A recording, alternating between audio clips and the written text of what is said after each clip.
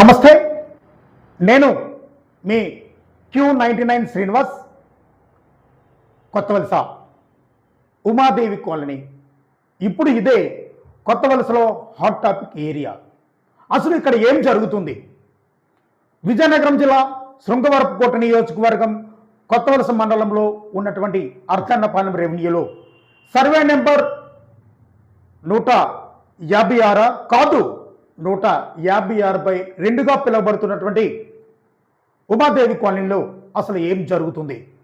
ఇక్కడ ఉమాదేవి కాలనీ ఎలా ప్రారంభమైంది, అసలు ఉమాదేవి కాలనీ చరిత్ర ఏమిటి అని మనం తెలుసుకొని తర్వాత వీడియోలో ఇక్కడ ఏ విధమైనటువంటి అక్రమాలు జరుగుతున్నాయి, అసలు ఇక్కడ అక్రమాలకి ఎవరెవరు సూత్రధారులు అనేది తర్వాత వీడియోలో మనం 1 by 1గా పూర్తిగా మనం చర్చించుకుందాం. సో ఇప్పుడు మీరు స్క్రీన్ మీద చూస్తున్నట్లుగా ఉమాదేవి కాలనీలో మొట్టమొదటిసారిగా 7 ఇళ్లతో ప్రారంభమైనటువంటి ఉమాదేవి కాలనీ ఈరోజు అక్కడ లెక్కలేనటువంటి ఇల్లులు వెలిసాయి.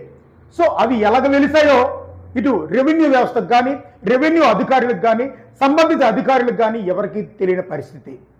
సో అక్కడ రోజుకు కూడా పుట్టుగొడుగులా అక్కడ రోజుకు ఇల్లు పుట్టుకొస్తున్న పరిస్థితి. సో ఉమాదేవి కాలనీ ఒక చరిత్ర తీసుకుంటే 2004లో ఆ రోజు ఉన్నటువంటి ఎంఆర్ఓ గారు అక్కడ సుమారు 175 పట్టాలు ఇచ్చినట్లు మనకి సమాచారం అందుతుంది.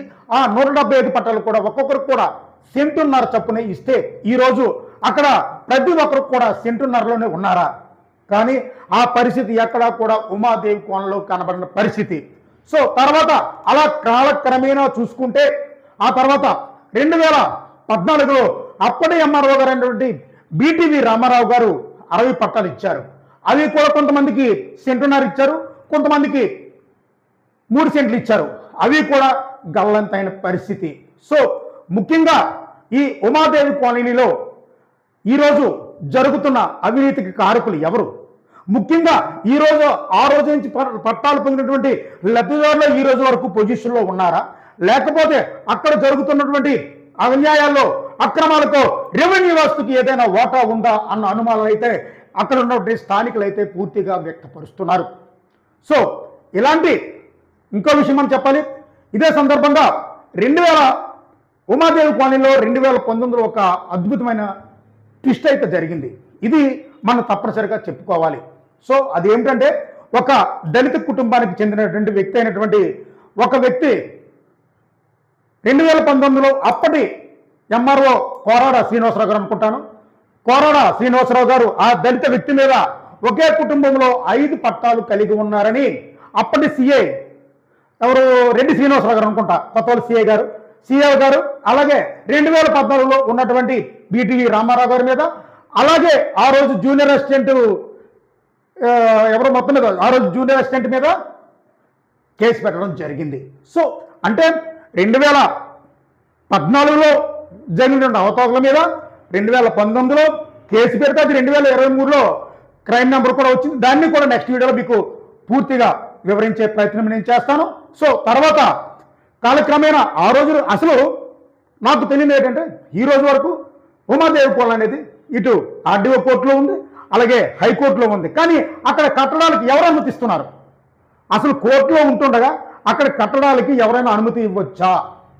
సో ఇక్కడ స్థానికుల నుంచి ముఖ్యంగా వస్తున్న ప్రశ్న ఏమిటంటే ఇక్కడ ఉన్నటువంటి కొంతమంది దళారులతో, కొంతమంది భూ కబ్జాదారులతో, రెవెన్యూ వ్యవస్థలో ఉన్నటువంటి కొత్త వలస మండలంలో ఉన్నటువంటి కొంతమంది రెవెన్యూ అధికారులు కుమ్మక్కై ఈ యొక్క ఉమాదేవి కాలనీలో ఉన్నటువంటి గెడ్డ, పోరంబోకు, గయాలు దేన్ని కూడా వదలకుండా పూర్తిగా కబ్జా చేస్తున్నారనేది ఆరోపణలు చేస్తున్నారు. సో మనం తర్వాత వీడియోలో అసలు 2004లో ఎన్ని పట్టాలు ఇచ్చారు వాటి వివరాలు, అలాగే 2014లో ఎన్ని పట్టాలు ఇచ్చారు వాటి వివరాలు, ఇంకా అలా పూర్తిగా ఒక్కొక్క వివరణ తెలుసుకుని అలాగే క్రైమ్ నెంబర్తో సహా వారు ఎవరెవరి మీద కేసు పెట్టారు అవన్నీ కూడా తర్వాత వీడియోలో మనం తెలుసుకుందాం.